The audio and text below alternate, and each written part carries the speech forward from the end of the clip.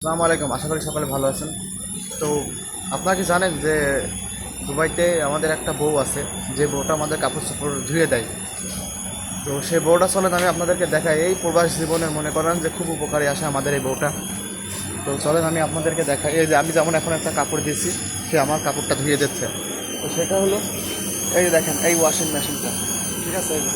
এই ওয়াশিং মেশিনটা, এর ভিতরে আমি কম্বল দিচ্ছি। আর এই যে দেখতে পাচ্ছেন, এই যে এই জায়গাটা না, এই জায়গাটা দিয়ে 1 দিরহাম দেওয়া লাগে, মানে 1 দিরহাম দেওয়া লাগে। 1 দিরহাম দিলে পারে এখানে দিলে 25 মিনিট মনে করেন যে এটা ওয়াশ হয়। এই যে এর ভিতরে দেখতে পাচ্ছেন, এই যে এর ভিতরে 25 মিনিট ওয়াশ হয়ে ক্লিন হয়ে শুকায় বের হয়ে আসে। তো এইটাই মনে করেন যে আমার মানে বইয়ের কাজটা করে দেয়।